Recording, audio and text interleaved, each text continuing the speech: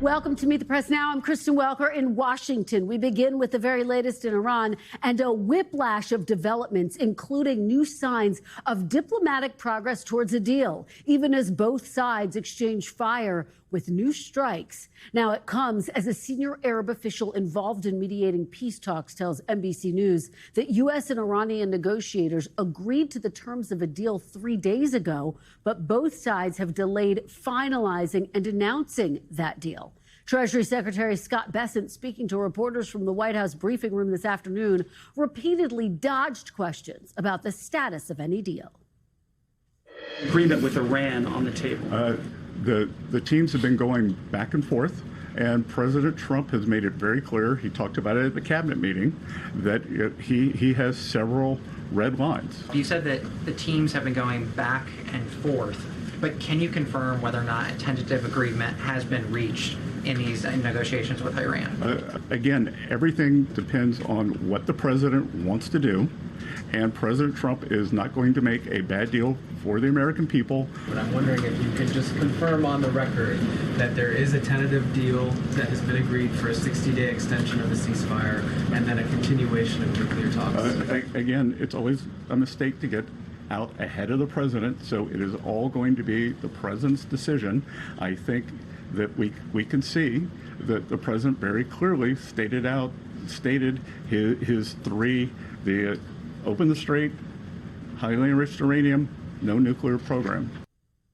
A valiant effort there by the White House press corps. Now, the U.S. and Iran have not detailed what is in the emerging agreement. According to two U.S. officials, President Trump is reviewing a potential agreement to kickstart a 60-day period of intensive discussions on Iran's nuclear program. It comes after the U.S. and Iran traded overnight strikes, accusing each other of violating the ceasefire deal. The Pentagon confirms it shot down 4 Iranian drones it said posed a threat around the Strait of Hormuz, calling the strikes, quote, purely defensive.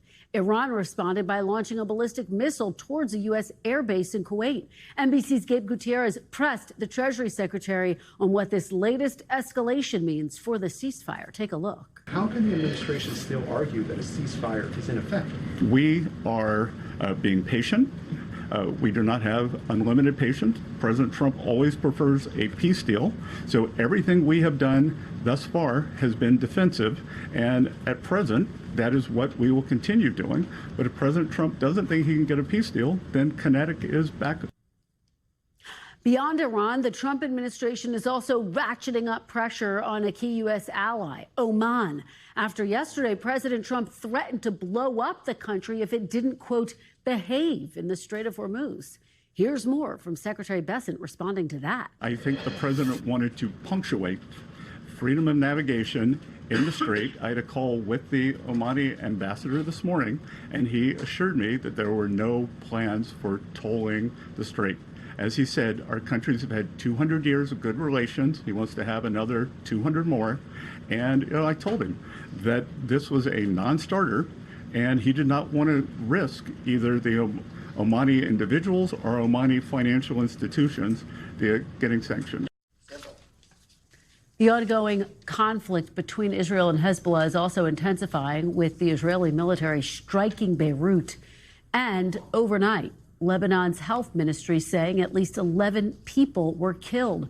All of this coming as we're getting new economic numbers showing inflation accelerating in the month of April, largely due to the impact of the war on energy prices. We're going to delve into all of it. Joining me now is our team of reporters, NBC News chief foreign correspondent Richard Engel, NBC News White House correspondent Monica Alba, NBC News senior national security correspondent Courtney Kube, and NBC News business and data correspondent Brian Cheung.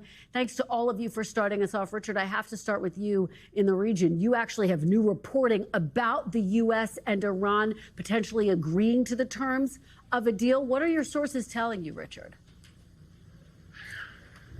So I was told by a senior Arab official directly involved in these negotiations that the negotiating teams from the U.S. and Iran agreed to this peace deal 3 days ago in Doha, Qatar, but that it went back to their leadership, and it is now with the top leaders in Iran and with President Trump to finalize, agree to, and announce the deal. But that the two sides had exchanged documents and had agreed to move forward along the lines you just outlined, in which there would be a 60-day extension of the ceasefire, opening the door for intensive talks on the nuclear program of Iran, and opening the Strait of Hormuz. So it would be a significant development, but it is not final until it's final. And just in the last 3 days, while this deal has been sitting on the desk of the top leaders in Iran and of President Trump, the deal is almost broken down twice with exchanges of fire between Iran and the U.S. And every time there's an exchange of fire, the U.S. describes it as self-defense, and Iran describes it also as self-defense, and saying it's a violation of the ceasefire. So until it's over, there is still a significant risk of collapse. So, Monica, Richard lays out the terms, the new reporting that he has. How does that square with what your sources at the White House are saying about where things stand? Yeah, and I think Secretary Bessent put it pretty well there in terms of not wanting to get ahead of the president, because the president at any time could change his mind. If he decides that he doesn't want to agree to whatever he is currently reviewing, then this whole thing goes back to where we were a couple of weeks ago, where we have sort of seen this pattern of the administration coming out and saying we could be very close to a deal, that the war is over, this is where things are heading diplomatically, only to kind of restart the clock and say that actually that's not the case and they need to go back to the table to see what can be agreed to. So we sort of have an agreement potentially to get to a future or more comprehensive agreement. That's what we're talking about. And I think it's important to stress that, again, we've been in this place before, but Secretary Rubio said yesterday that we would know, quote, within hours or days whether this tentative framework would become a reality. So if President Trump does sign off on it and Iranian leadership does as well, then it's possible that we could see this announcement. But I think what's really important to underscore here, Kristen, is that even if they do have this initial preliminary agreement, it's really just to start a 60-day period where they have to actually address the thorniest issues. And if there is an agreement on that, there's no real agreement here to speak of at all. Monica, you highlight, I think, the significant issue, including for a number of the president's allies on Capitol Hill in the Senate, who are saying if any agreement doesn't deal with the nuclear program, it ultimately could give Iran more leverage in this moment. So what are you hearing from all sides about a potential short-term deal that, as you say, doesn't deal with the thorniest issue? Yeah, basically punts that question in order for their negotiators from the U.S. and the Iranian side to continue. And Iran has been very clear about what they want to do here, and the U.S. has been very clear, and those two things are not in alignment. So what would potentially move that, or what would make this instance different or materially more meaningful? That is the real question. And remember that the president has also been asked several times about how the U.S. views dealing with the enriched uranium that is in Iran. He was asked yesterday whether he would be comfortable with China or Russia potentially taking some of that stockpile and material. He said no. Iran, for its part, has said that it doesn't want to give any of that up. So again, some really intractable issues here that have not been dealt with, and we haven't even seen an agreement to start real discussions about them. Kristen. Well, Richard, let me go back to you, because this week the president has been linking the U.S. deal with Iran to Gulf countries signing on to the Abraham Accords, sort of opening up a new front, one, quite frankly, that some of his Republican allies are quite supportive of, like Senator Lindsey Graham, for example. We've seen him publicly push for that as well. What has the reaction been amongst the United States Arab allies? Well, none of them have changed their position. None of them have decided to take up this command offer that President Trump has put out. He has presented it as a request and also an obligation. He says that he believes the negotiators owe it to the United States for dealing with Iran, for bombing Iran, for trying to reopen the Strait of Hormuz after the United States and Israel attacked Iran, prompting Iran to close the Strait of Hormuz. The reaction from a senior Arab official that I spoke to today was that they have no intention, his country has no intention of signing on to the Abraham Accord, and that President Trump has it flipped around, that the negotiators should be thanked for their role to try and end this conflict, to try and lower gas prices, to try and bring some peace to the Middle East, and that they shouldn't be punished by having an agreement that they don't want to sign on to forced down their throats. And Richard, before I let you go there, Israel launching new strikes on Lebanon. What is the status of that ceasefire? Is that part of the ceasefire effectively over? Well, it seems to be effectively over. And Iran, Pakistan, which has also played a key role in mediating an end to this conflict, have believed that Lebanon should be part of the deal. That if there's going to be a deal with Iran, reopen the Strait of Hormuz, engaged in detailed negotiations on the nuclear program. And it wouldn't exactly be punting it down the road. Right now, it's been Steve Witkoff, Jared Kushner, Marco Rubio, who've been doing these negotiations, but none of them are nuclear experts. None of them know that what would technically need to be done to move potentially damaged containers of highly enriched uranium out of the country. But the deal that was supposed to also include Lebanon apparently does not include Lebanon at this stage. And in fact, Israel is intensifying its military campaign in Lebanon. Israel currently has ordered about 17% of the country to be evacuated, declaring it a military zone. And there were new Israeli strikes, massive strikes, just today against Hezbollah in Beirut and in the city of Tyre. Lebanese officials say that dozens of people have been killed just this week. All right, Richard Engel in Jerusalem for us. Monica Alba at the White House. Richard, please continue to stay safe. Thank you both for starting us off. We appreciate it. Courtney Kube, let me turn to you here in studio. Thanks so much for being here. I think a lot of people are confused. They're watching all of this unfold. We're talking about a potential deal coming to fruition, and yet you have the United States and Iran trading strikes overnight.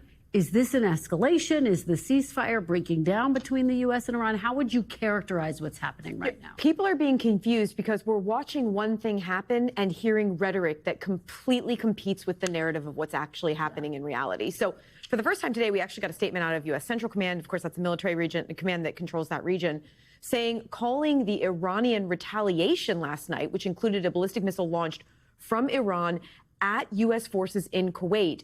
CENTCOM called that an egregious violation of the ceasefire. That's the first time that we've heard something so specific and so direct about the ceasefire being violated. Of course, it came after the U.S. military responded to what they said were a number of different provocations from Iranian Islamic Revolutionary Guard Corps forces, drones being launched, some surface-to-air missiles, some fast boats. The U.S. military has taken strikes now in several different occasions, several different locations. In response to those and what they are calling self-defense strikes. So they argue they have not violated the ceasefire, but they say now with that missile strike overnight, they say Iran has. Now, of course, the Kuwaitis shot it down, so it wasn't successful.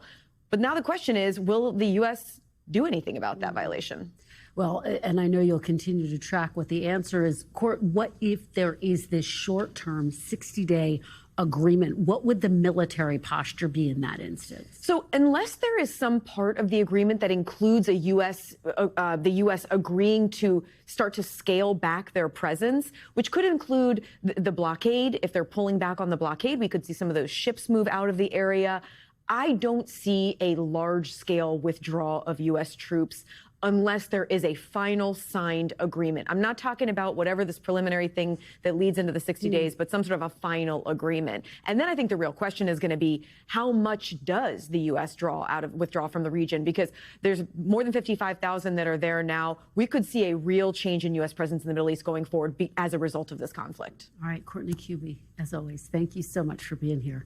Really appreciate it. Brian, let me turn to you. We have gotten a new inflation report. Break it down for us. What does it mean for consumers? What are your key takeaways? Yeah, Kristen, this is called the personal consumption expenditures. It's one other measure of inflation, the other one being the consumer price index. But this is a really critical one because this is the one that the Federal Reserve most closely looks at. And on a year-over-year basis between April of this year and April of last year, it showed prices in this country rising by 3.8%. And of course, a lot of that was driven largely by, of course, higher energy costs, where we've seen oil and gas prices, of course, rising since the war with Iran began at the end of February. But this is going to be a major conundrum interim for the newly minted Federal Reserve Chair Kevin Warsh, who is going to be tasked with just in a few weeks having to decide on what to do with interest rates. The challenge, Kristen, is that 3.8% is well above what the Federal Reserve would like to target on inflation, which is 2%. And normally in times like that, that is not where you lower interest rates, although Kevin Warsh has suggested he might like to do so. And of course, the president, who has largely advocated for more aggressively lower interest rates, would like that as well. Yes, he certainly has made that clear. I do, Brian, want to play something that Secretary Bessent said today in the briefing room when asked about higher prices. Take a look. There are almost 2,000 ships waiting to come out of the Gulf, and I think the oil market is going to be very well supplied on the other side of this, and that we could see prices come down very quickly. I believe we've already seen oil prices come down substantially.